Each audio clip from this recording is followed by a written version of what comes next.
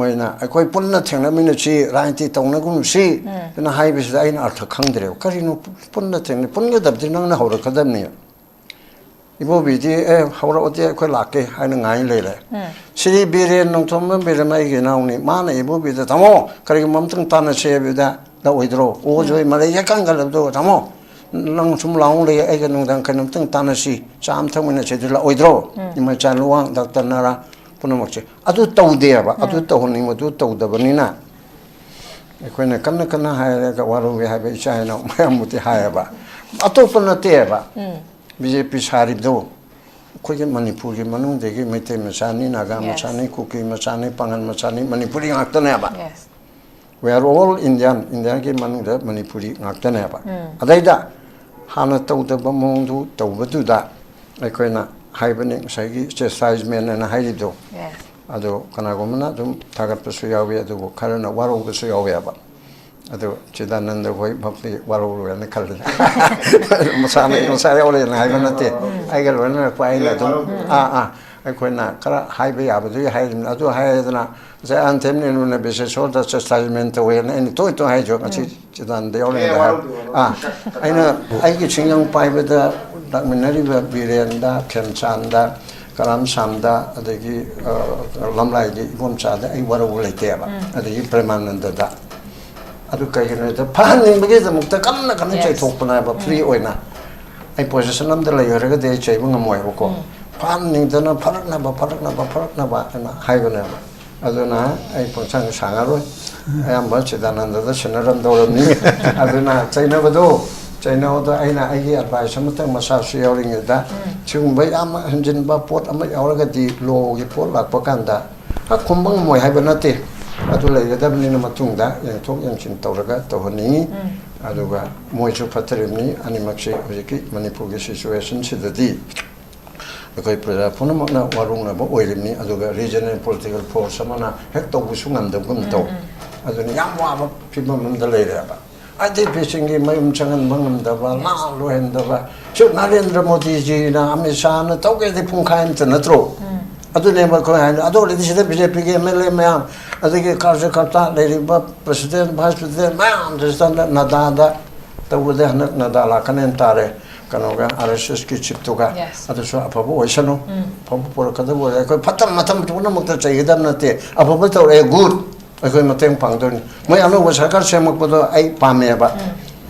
Yam Tobungam with the water to cut them to. I had say Pamu the Kidamak lecture gave Pawung a quiggy, VR election, Manipurigi, Presamiam, or even Manipurigi, Miam, the habitary VR elections in Aragasulakpani. Ngari basigi maram sa kayo have matamda kuigi visa bigi national leaders singamadi northeast ki coordinator oriba kuigi sambit patrana phongdo ki da bihar election lora matung da manipuri government sem da bisi matang da phongdo ki bani na kuigi bihar election singara ga sulaki bani adubu bihar election se loi khre results su kuigi that 14 da lauk thokre masida NDA lenga na majority phongdo na usik se lenga sem ba yabagi possibility atu ki matik lei bagi pot am khakne lei base but adubu thakra gi mamang da gi kuigi congress ki side gi koi campaign am khak Tarakpa vote chor gadi chor hariba si campaign sigi matangda koi handagi VR election sida yamna hariba campaign simak maichi rabra natragana maichi bagi saruk ama oirabra habigi question su hangninga oba question ama khakni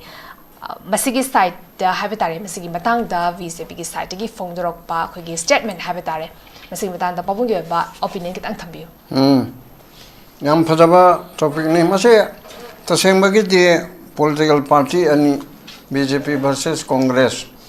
BJP na tauba aranba asoiba Congress na hunba Congress na asoiba BJP na hunba aduni taunaridi aduga taseng namak tujiki hairiba pibam sida opposition di chaibigi right khare henalei aduga ruling di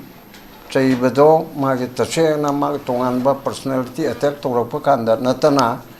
ruling party na BJP na opposition na hek haring kai ruling na khumase masi taunate masi chumda bapot amani yanan bada aduna ngasigi thamiba si vote chor slogan backfire on Congress by the BJP sinaba ngarang ibung vice president ai now BJP ki vice president ni Manipur state ki magi statement tare aduda madui matang da khanat bagi wani ada aina Ankarda amasung Mirada so highly be. So my Moy Ani Hunabadu de Koyahun Bigano. I quit Moy Animo Hundorim. BJP mean a te, Congress mean a te, no Hulibanaba. Adida.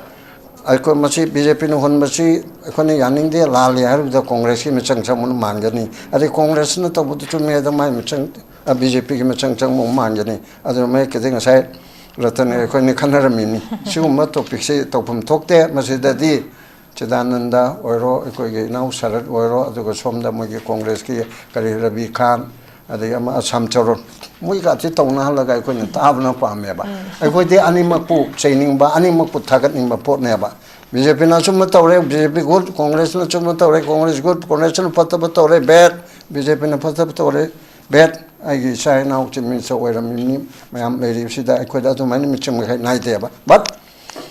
kita wang barum dah kan sehari beti. Manipur dah baru orang mikir bukti Congress na 1990 dah tahu re. Disio pisbo mai thagi bani haiba sida tidana dana khaitang section gadabana masiti pemetri ti oigani karigumba congress na oiram dragati congress ka gi mala ratan tompok natra tompok ka hagum bubon ga ai ningsing ya ba adugi poda du da congress na taseng na togi bane ai ko di khangdre ko kawre ai ko yam phajana karnu du oirim aduga tawdi tawgi ba ma adu chumme ba disio pismai puncha takna ko ga yeng ba ka chale ba adu kabu di kanona tompok na tum kagi adu congress na aduna adu ki subject to correction chedanandana magi kanole rambe 1990 the assembly election tawe ba ko february da mai chaki chima chumme adubu madu congress na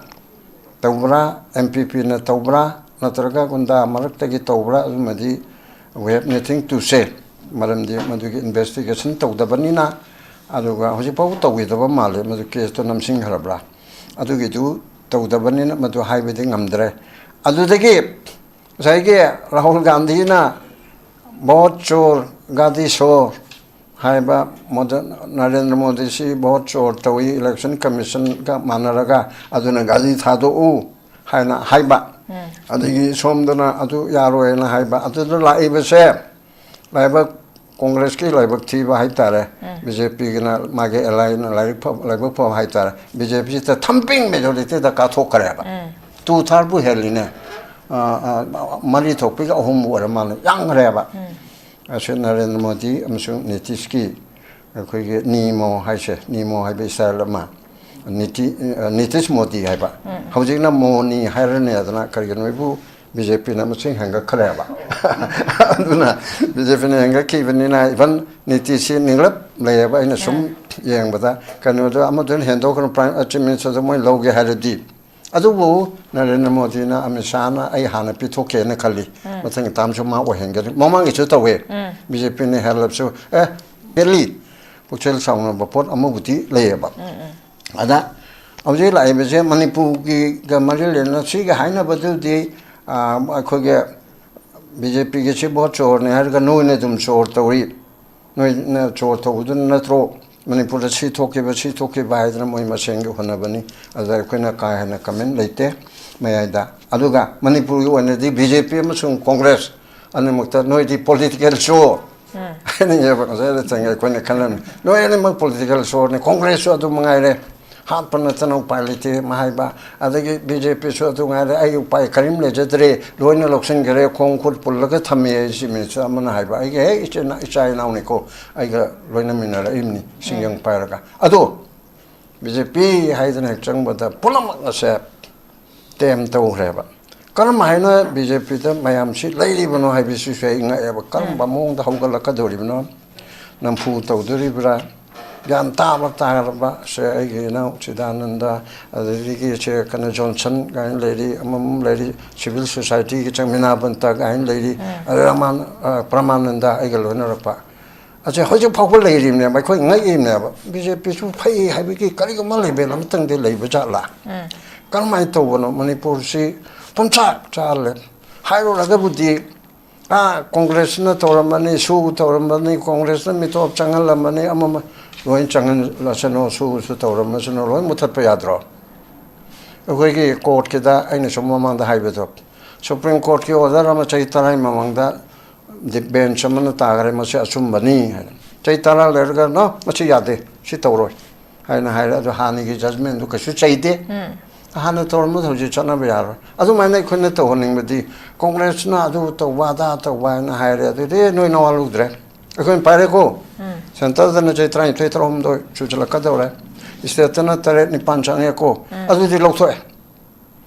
haina haiga da basi chu loktok te ba kaino da su du phaye khang ba नियम चुमना तौरदी मसे BJP के नतबा कांग्रेस के नतबा intellectual खरा professor खरा गवारी छनबदा सुजुति लालौबगी थाक यौबा insurgency मक नत्रचु खुजु खलाई पारगा कातो कान गुना पंदा तौदना कुकी के नो हा के ने फाइन तौरिबदु सरकार न फजिन बिर मरु आसाम रै फलनन 2005 तगिन आदोइदा केसीपी यौबा ममिंग दि पलोरे अंगा मखना वारी छानना बसिनबिउ कनदा रंग पहाड़ा हाइना हाइरकपदी कमाय तौबनोने आइडिया दु ngमोय अचौबो अर्गनाइजेशन मैम वारुगनी हाइबदी पंग सम माय तौबने मोय लिसिंग मंगा मंगा पीनी कुकी मैम तौरे अखोय छु होवेना हाय अदु इबुंग अदु दे ngमोय जायबो बिदा हाइबिगे पॉलिटिकल डायलॉग तोक्से दियाय अदुगा असम मै फुलगा दे ngमोय हाइन तौ अदु माय तौना असम मै फुलगा तौरे मारे सरकारना तौबुदी कांग्रेसनी manipur sui bo bigi congress ni adala masi bharat sarkar yauna manipur yauna tawrasi aina haibadagi aina khangwada raibo bina dgp joy kumar si koraga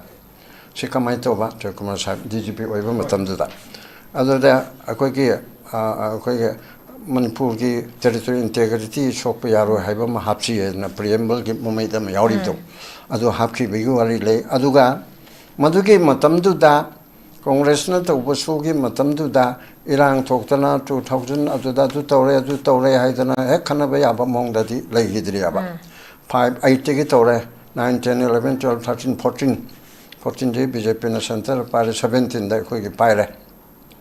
अदुदसु कम तौद्रि 18 19 then 21 22 तौरपा स्वाइदगिदी खरखरा अदगिदी 23 मे home दगिदी पोमहों होंगे सोरक मयादा Chairperson की कहीं सीधा following तौरगा मार्च पास तौरे official और ना video बाबू ले रहे अदुबु PUCL में करीब की रिपोर्ट ना लाना तौबुना अमने को अदुना सुमाइना तौरगा लाख पपोट अमा ओइरबनी ना मदो सरकार सिना मतमदुगी सरकार दुना यामना टेकफुली यंगकांदा कंट्रोल तौरमबदी याबने तहुद्रे फारे चुम मतंग लेदना अखोइना यामना वारुरिबदी अतैनते चदानंद सुयावरी बीजेपी के मिनिस्टर अनि कुकी गिति ओइबको एमएलए तारे सौगतपा अहुम दं आक थमो बीजेपी रोमदा तौबा तारे चे मसे करिमते एक्शन लौदब से करिगिनो चुमे एक्शन लौरगा अकाइबु लेनि सि कांग्रेस फावना तो यादेबा केस तो वना हाइबदा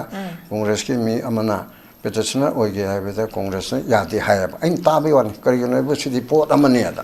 सिदा बीजेपी कांग्रेस ने से मानबम लेरियाबा हाइदि मोइ तारे चे नद्रगा मोइ तारा से पुलब तो खरगदी मणिपुर से चपचाबा सेपरेट तारे हाइबुगुम्बा अमा पॉलिटिकल खनबुति ओइरमगनी हाइदि खने एक्शन लौदे ना आइने बुति पंगाय हाइबा लौदु पाक यादबुति ओइरमगने अदुदसु सम वार्निंग ला करिनो खरा अखोगी एक्शन लौबा ने एमएलए दिगी तांथोकदब नते पार्टी दिगी तांथोकदब नते सुगुमसि तौगनो खोटकनो पार्टी ने यारकान खनगदबनी हाइबा पोल लाकदब अदुबो थिंग ngमद्रे अदगी अमुसु कांग्रेस की सु असोइबा मयामम लेरे कांग्रेस के सोइबदुदि याखरे लोयरे सोइदना प्रजाना रिजेक्ट तौरम नत्रो प्रजाना रिजेक्ट तौखराबा कनो 2002 दगी वरमने 2 दगी रिजेक्ट तौगरबनिना कांग्रेस ने करी तौरमी तौरम देबसे कोइना बीजेपी ना तौहनिंगबदी अदुदि यंगरनोबा कांग्रेस तो सुम यंग कांग्रेस बु करी फरिबगे अदुदा तुम यंगना अदु मोइ खुमनिंगाइ दिले नेहरू गांधी ना मयामसिना निंगथम पोर इम नत्रो इंडिया से हाइदोरिम बमको अदु अमु मणिपुर जे पंचल हलमे जे कांग्रेस ने याव नत्रो अमु हाइदोरिम को हाइदो जे छिबुदि याम लेरेबा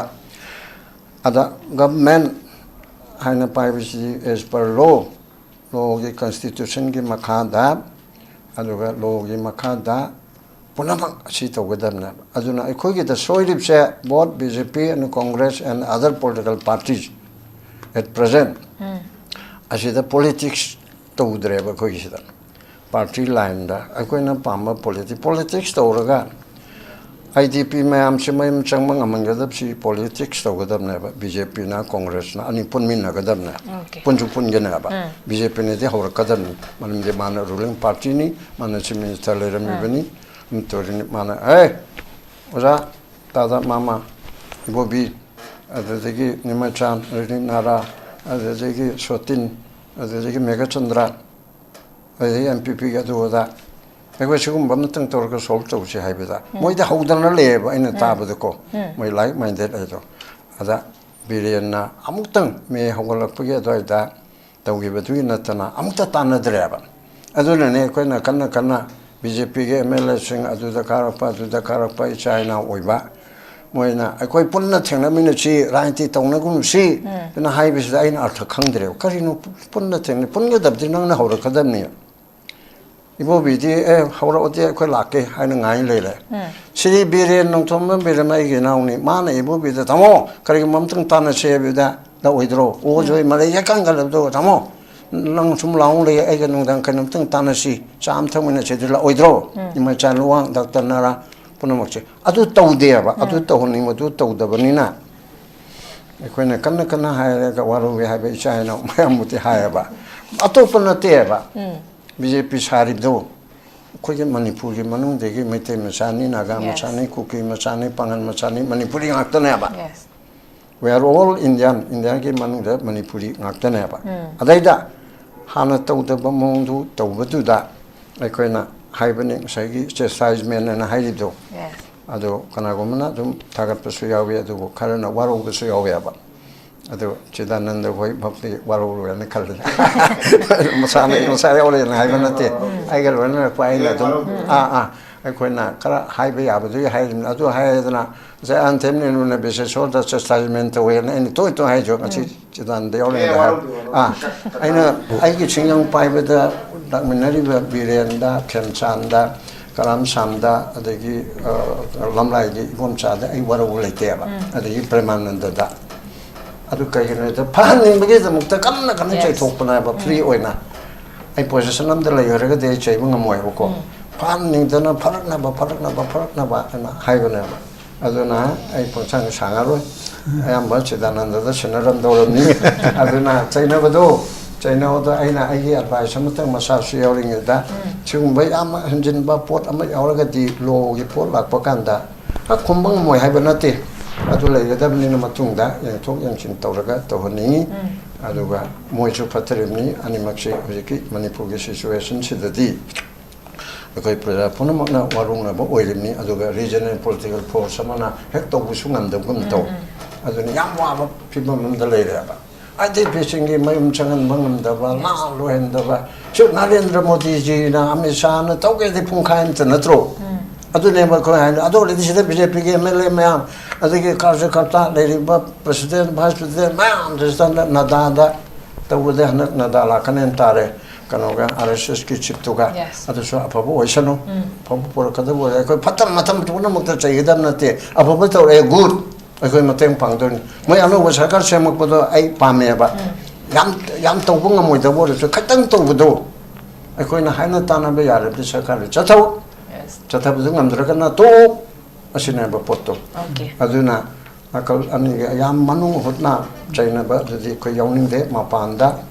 politician chingna tawriba du mai utak haibe donatana she hairaga sumten hinjaraga okay am phada thamikre khogi Ladiba, ruling board, opposition board, political party singna tarokpa thabak singda as a senior citizen moina advice or suggestion dugumba pibagi thabak se dum pawung na so koina sangna sun tawraga su labane pawung na ngangbo wa se dum mayam su ta dum gis dum ngaraga su leiba dum khangni yam phasana pawung na sam thambire yam nungai se ai mathang se oza